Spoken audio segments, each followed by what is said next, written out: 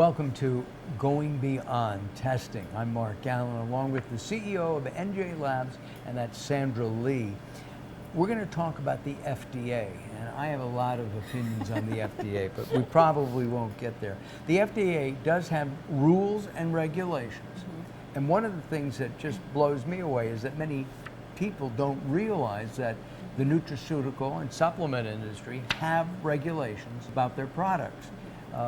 Doctors, I've talked to many doctors who say it doesn't matter what's on the label, they can put nothing or sugar into it. It happens all the time. So tell me about the rules and regs that you as a testing lab have to follow. So there's a couple different things I want to address before I get into there. Pharmaceutical versus nutraceuticals and supplements, right? Pharmaceuticals are so easy to govern, as per se, by the FDA, because you already know what to expect. If something enters your finished product, it shouldn't have been there, then it's really easy to pinpoint because everything is validated. Everything is controlled tightly from beginning to end, right? Because it's also synthesized, there's no guessing game. The supplement industry has a lot of guessing game depending on the country you buy your raw materials from, where you're manufacturing it, what kind of soil it was, what kind of rain, sunshine. It's crazy, right? No two plants grow identically. Right. It's not synthesized, it's real. It's just like you and I, we're different. We could have had the same parents, but we'll still be different. Our DNA is different. So I feel, I'm better looking than my sisters. That's, okay. So we won't go there. No. But yes, the FDA has tight regulations. And when you read something called the CFR, Code of Federal Regulations, right? It's 21, that comes first, then CFR, and then there's many different parts. Part 11, Part 111, Part 211 are the three that we mainly follow. Part 11, I don't know why I say 11, but 11 ensures that our digital signature is correct, right? Because I have a unique signature from you. So anything that is digital is captured, is not tampered, it's metadata, it can't be manipulated, it is true to its form, right? So it controls that aspect of the company. Part 111 applies from the FDA, applies to nutraceutical supplement world. And part 211 is pharmaceutical. Now when you read the language between the two, they're almost identical. The difference is 211 requires you to use validated methods. 111 says scientifically verified or validated or justified. It's a little bit different, right? It gives you a little bit more leeway. However, it's so hard for FDA to govern every single supplement company, right? So what we do, not in place of FDA, but is to implement such a QMS structure, quality system, that treats all samples like it's pharmaceutical, and it's all being equally governed by the FDA. Wow. So it gives you quality and confidence in our testing results for your products. So in following those guidelines, you're set for the US, right? But if you have a product that's coming from England or other parts of Europe or Asia, there's some different rules. Yes. So we do work with other regulations outside of the US, outside of FDA, like Health Canada, British Pharmacopoeia, which is equivalent to USP, United States Pharmacopoeia. There's Japanese Pharmacopoeia, there's the Chinese Pharmacopoeia. So the world is working on harmonizing a lot of these methods, but if there's differences, we try to show equivalency. It's a lot of work, and not a lot of companies want to do it because it's a lot of effort and resources. Not only that, but a lot of people don't have a lot of time. Like companies are on a tight timeline.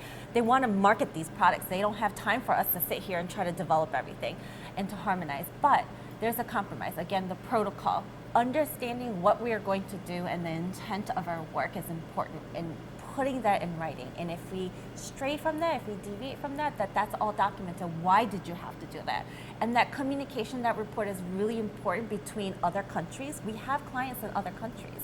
It's important for them to know they can't come here physically half the time, but it's important that we communicate all that with them. So we try to work with other regulations outside the US. Are the regulations that far apart, or are they fairly close? Or does it depend? It depends. Some things are very harmonized. some things are so different that it's like, what happened, right? So some, unfortunately, different countries think certain things are more dangerous to their citizens, so they won't let you import it or export it, depending on which way you're going. So it's really important to understand those countries' regulations and try to meet them. And a lot of our clients who are manufacturing and selling internationally, they consult with us, hey, can you take a look at this? Can you read this? And we really do try to work with them, and I learn in that process too. Wow. I mean, that's above and beyond, isn't it? That's more than just the testing aspect. Yes. Right? Yeah.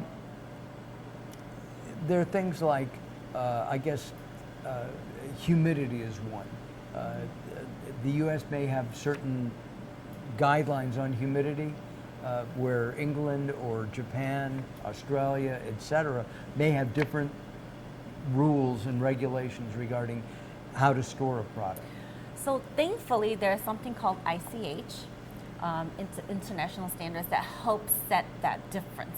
Right? So the ICH guidelines kind of share with us how the humidity, the temperature should be for controlled temperatures or even accelerated temperatures and storage conditions.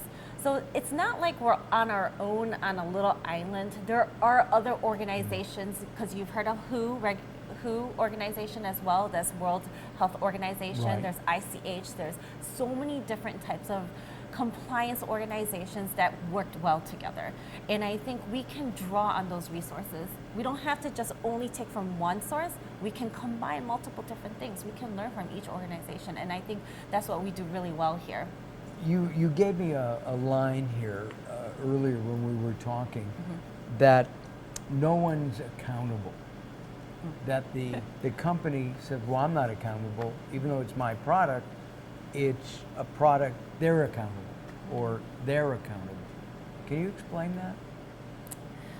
I think that's dissociation, because I'm not physically doing that piece in my process, that I'm not responsible.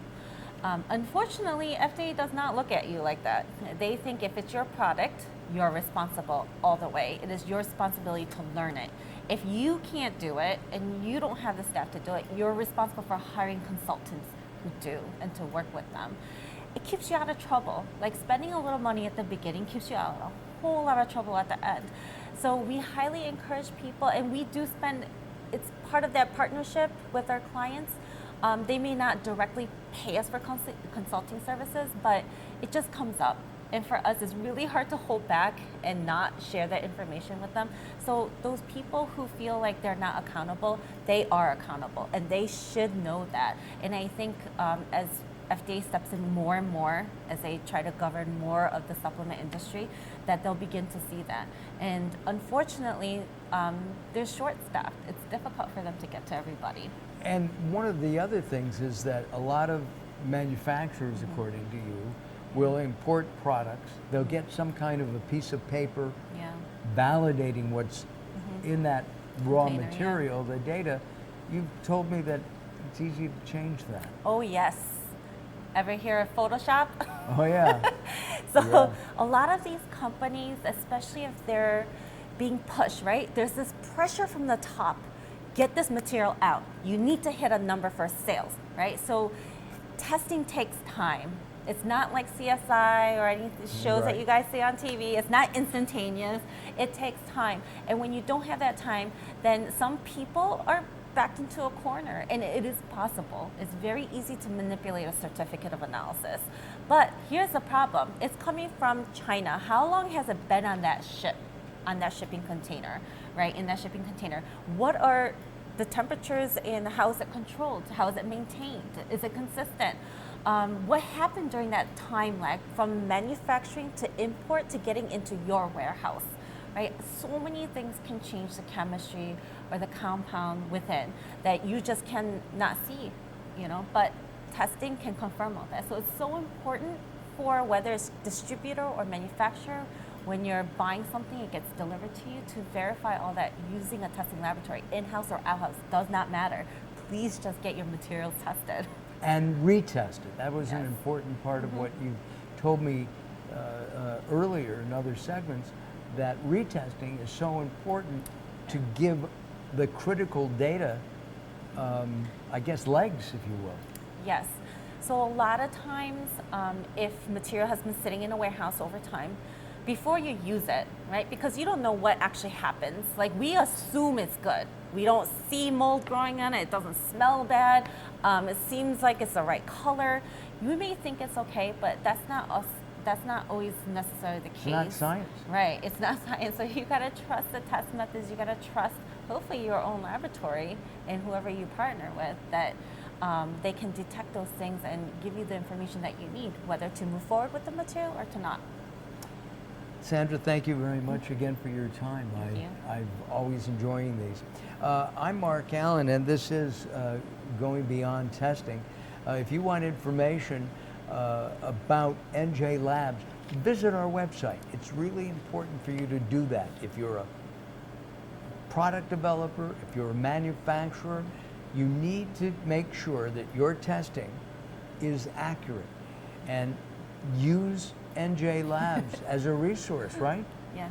Use We them are as here. a resource. Visit their website, and again, you can come on down and visit in New Brunswick, New Jersey. All right, Sandra, again, thank you. I'm Mark Alyn. We'll see you on our next episode.